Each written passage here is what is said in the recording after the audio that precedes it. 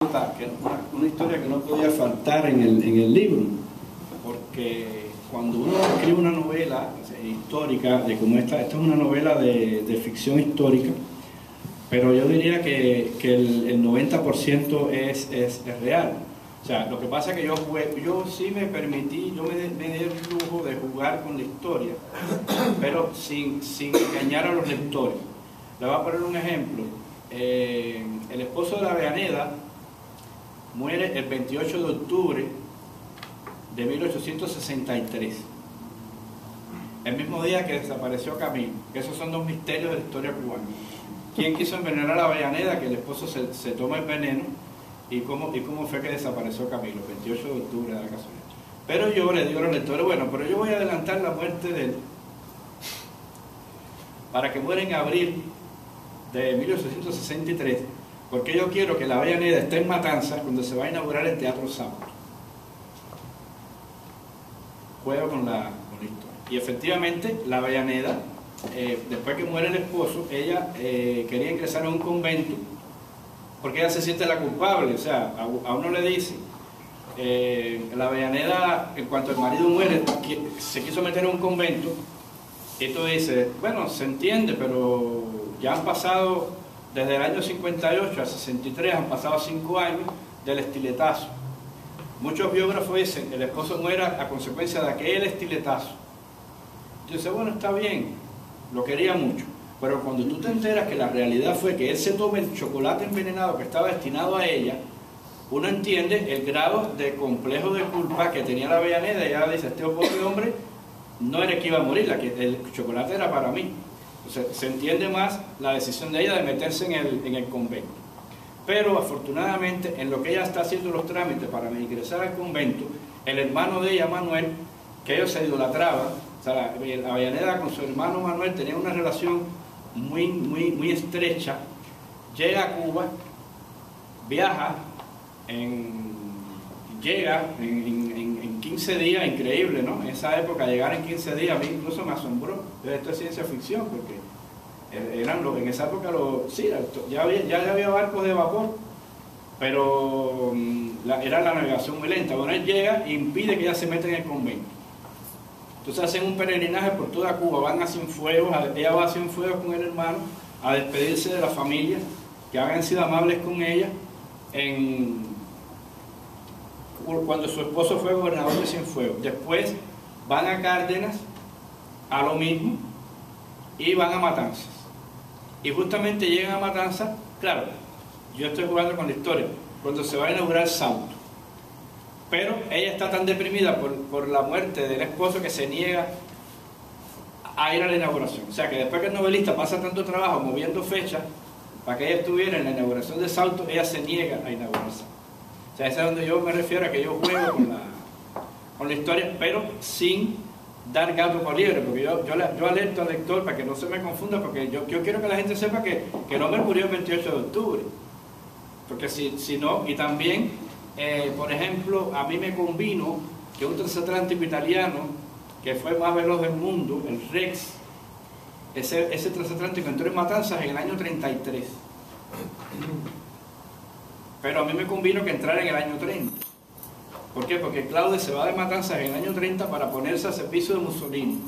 Y Mussolini había mandado a construir ese transatlántico para romper el récord de velocidad en el Atlántico, la famosa cinta azul, y arrebatárselo a los franceses.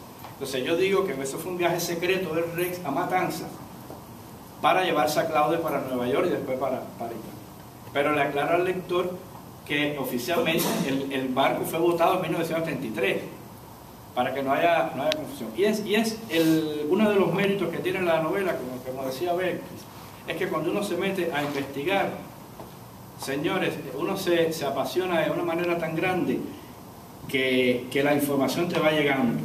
O sea, y te conectas con cosas que te van diciendo, cosas que uno no tiene manera. Por ejemplo, yo había aceptado que el esposo de la Avellaneda murió del estiletazo. Le perforaron un pulmón, está débil, el tipo llevaba varios años que se muere. Y si 4 biógrafos, Antón Arrufat dice que muere de eso, ¿por qué yo lo voy a dudar? Y yo les juro, señores, que yo escuché una voz que me dijo, no murió del estiletazo, ve a Pinar del Río a investigar. Y cuando yo entro, pongo Pinar del Río, Coronel Domingo Verdugo, me sale toda la historia del envenenamiento. Y Belkis, en la biografía de la Avellaneda, lo tenía. O sea, que nosotros somos de los pocos que tenemos ese dato, que no nos fuimos con la finta, como dirían en México, que es un dicho muy mexicano, de lo que dice todo el mundo. Murió del estiletazo, pues no había muerto del estiletazo. Esas son cosas muy interesantes. Y lo último que les quiero decir de la novela, para que ustedes pregunten y pasar al otro libro, es que el proyecto de Claudi, que es totalmente rescatable, se basa en lo siguiente. El mar en el trópico está a 28 grados de temperatura en la superficie. Si usted toma agua de mar a 28 grados de temperatura centígrados, ¿no?, la introduce en una cámara al vacío, o sea, la succiona con una bomba y la introduce en una cámara al vacío, el agua a 28 grados en el vacío hierve, se evapora. No hay que llevarla a 100 grados. Y ese vapor de agua mueve un generador eléctrico y se produce energía eléctrica. ¿Qué pasa? Que ese vapor es necesario condensarlo para sacarlo de la cámara esa, ¿no? Y el vapor de agua se condensa en contacto con agua fría. ¿Qué hizo Claudio? Claudio puso una tubería de 2 kilómetros de largo que iba al fondo de la bahía Matanza, a 700 metros de profundidad, traía agua a 4 grados y con esa agua a 4 grados condensaba el vapor. Obtenía agua potable y se precipitaba sal. O sea, en la planta te daba energía eléctrica, te daba agua potable y el subproducto era sal. Vean qué cosa tan interesante, sin gastar petróleo. Y lo logró. ¿Cuál fue el inconveniente? Que la temperatura a 4 grados que él necesitaba para condensar el vapor estaba a 700 metros de profundidad y a 2 kilómetros de la costa. Cuando yo fui en el año 2008 a terminar el libro, porque yo siempre supe que yo tenía que ir al lugar, que yo tenía que caminar por el Diente de Perro, donde él puso la planta. Cuando yo vi el lugar ahí, a mar abierto, la bahía de Matanza es una bahía herradura, muy abierta, y él puso la planta justamente donde la costa viene así y entra la bahía, o sea, en la curvita donde empieza la herradura, en la patica de la herradura, él puso la planta, o sea, mar abierto, con un oleaje tremendo. Entonces yo dije, cuando yo me paré, yo dije, Dios mío, este hombre estaba loco porque el lugar era muy inapropiado. Y fíjense si fue así, que la primera vez, la tempestad, hubo una tempestad, en esa época no era como ahora, que uno sigue los ciclones por el noticiero. Nadie sabía, o sea, no avisaban que venía una tempestad. Bueno, pues él tenía la tubería ya lista, de 2 kilómetros, vino una tempestad y le hundió los tubos.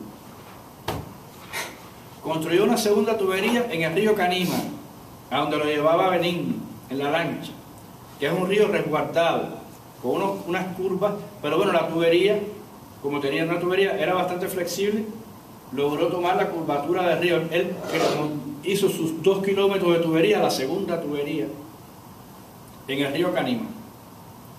Y cuando fueron a sacar la tubería a la bahía, mar abierto, le hicieron un sabotaje, porque la tubería la tenían que alar 12 remolcadores que estaban contratados y solamente se presentaron 5 remolcadores. Los otros 7 remolcadores fueron sobornados para que no se presentaran.